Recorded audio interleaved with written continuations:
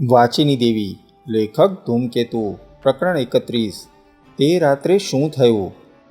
વલ્લભરાજની પટ્ટકુટીમાં બીજી રાત્રે માલવાનું માપ કાઢવા કોણ જાય એની વિચારણા શરૂ થઈ.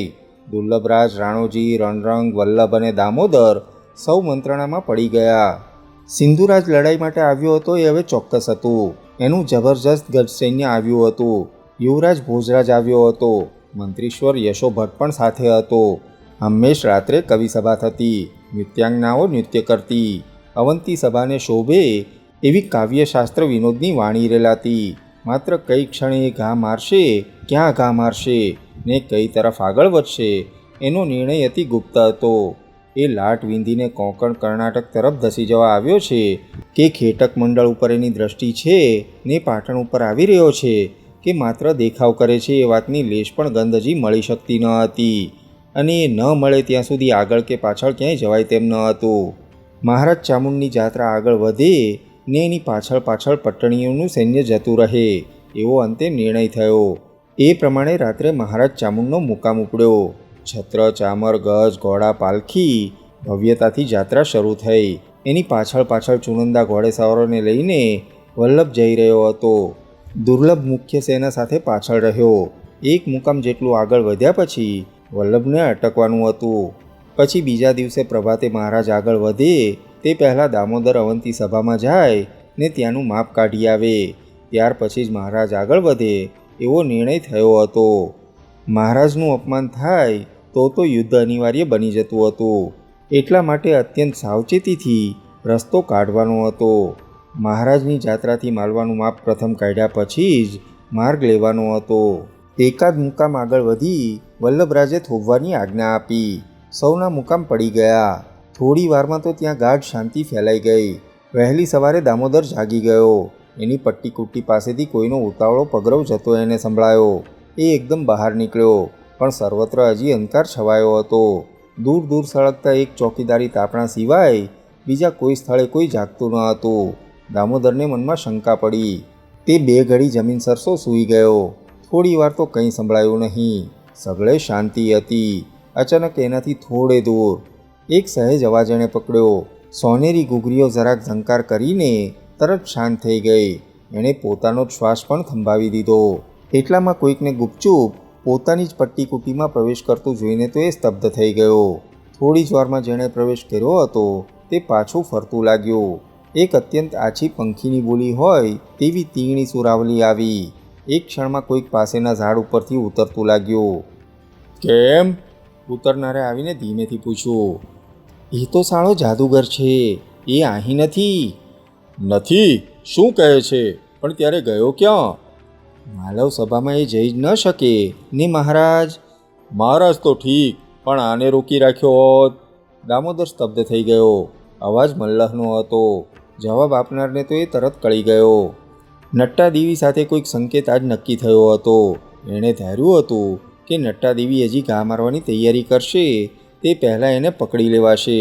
એટલામાં માલવ પ્રશ્ન પણ સમજાયો હશે. પરંતુ આ ભયંકર નારીએ તો આજે જ ઘા કર્યો હતો. કોના ઉપર ને ક્યાંય અંધારામાં હતું. પણ દામોદર પરિણામની કલ્પનાથી ગભરાઈ ઉઠ્યો. તો હવે હું ઉપડી જાઉં છું. મારું કામ પૂરું થાય છે. પણ તમે ઘા બરાબર માર્યો છે? મહલ બોલ્યો. પ્રભાત થતાં પહેલાં તો વિખરાઈ જવું પડશે. મહારાજ જાત્રા શરૂ કરશે. મહલ, તને વેર લેતા નથી આવડતું. વેરના આનંદની સમાધિ તને જડી નથી. ઘા સોલંકીઓએ એવો માર્યો છે કે પ્રભાત થતાં તો અહીં તું જે દ્રશ્ય એ જોઈ છક થઈ જશે.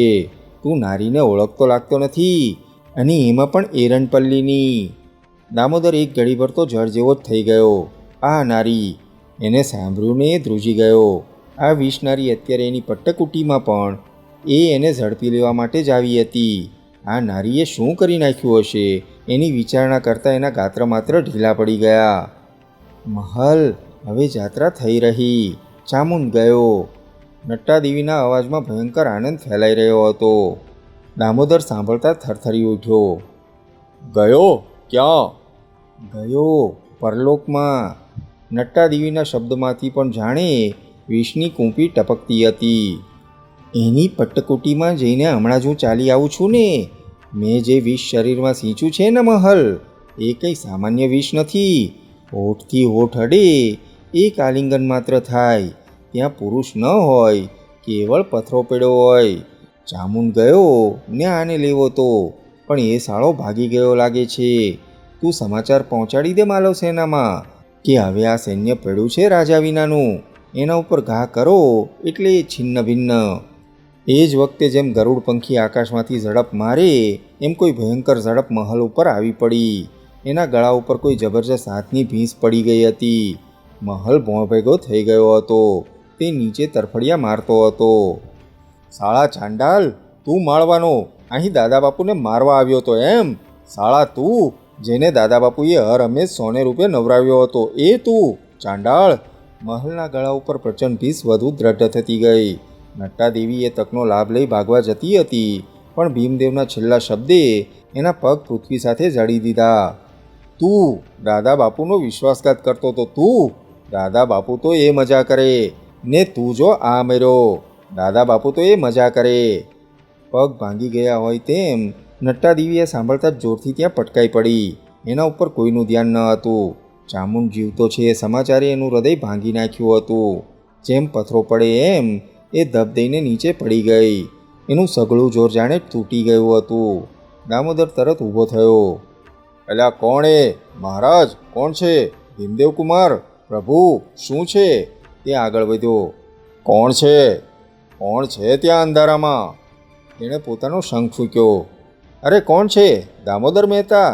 મહેતા મને ચોલાએ. અરે ચોલા શું? પેલો મારો હમણાંનો તરુણ સંદેશવાહક થયો છે ને કલ્યાણ, એ કલ્યાણે કહ્યું હતું કે આજે રાતે સોલંકી છાવણીમાં મહારાજ ઉપર ભય છે, એટલે હું અહીં મહારાજની પટ્ટકુટી ઉપર જ આખી રાત હતો. મોટા બાપુ પાસેથી પસાર થતાં અચાનક એ સાંભળી ગયેલા, એટલે એઓ મોડી રાતે આવી મહારાજની પટ્ટકુટીમાં પોતે રહ્યા અને મહારાજને પટ્ટકુટીમાં લઈ ચાલ્યા. હે, કોણે એમ કહ્યું? કોઈ ભયંકર મુર્દાના મોંમાંથી જેવો શબ્દ આવે, ઝાંખો ઠરડાતો ઘસાતો, કર્કશ તીણો અપાર્થિવ, કઢંગો કદરૂપો, એવો એક શબ્દ આવતા જ સૌ ચમકી ગયા. નટ્ટાદેવી હાથ ઉપર બેઠી થઈ બોલવા યત્ન કરતી હતી. એટલામાં તો દામોદરના શંખ ઉપર દોડ્યા આવતા અનેક સૈનિકોને મશાલો દેખાયા. હે, ત્યાં ત્યાં ત્યાં! ગળામાં બેસી જતો ખોખરો કોઈ ભયંકર સત્વનો હોય તેવો શબ્દ ફરીને આવ્યો. પ્રકાશ આવતા જ દામોદરે પોતાનેથી થોડે દૂર પડેલી નારી તરફ જોયું. નટ્ટાદેવી ત્યાં પડી હતી. એની આંખમાં, મોંમાં, શરીરમાં એવી તો એક ભયંકર શૂન્યતા ફેલાઈ ગઈ હતી કે કોણ છે એ એક ઘડીભર તો દામોદર કળી પણ શક્યો નહીં. કોણે કહ્યું? કોણે કહ્યું કે ત્યાં મહારાજ ન હતા? એ કોણે કહ્યું? તો કોણ હતું ત્યાં? તો ત્યાં કોણ હતું? પ્રભુ, દામોદરે ત્વરાથી વાતનો તાગ લેવામાં સાર જોયો. કોણ છે અલ્યા? આ મહલને પકડીને અહીં જ જકડી રાખો, અહીંથી જવા ન દેતા, ને આ નારીને લઈને 2 જણ મારી પટ્ટકુટીમાં થોભો. જોજો એમાંથી કોઈ નાશે નહીં, બરાબર જપતો રાખજો.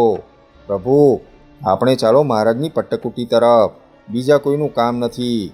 અલ્યા બીજા સૌ અહીં થોભો, પ્રકાશનું પણ કામ નથી. મહારાજ, આપણે હવે જલ્દી ચાલો.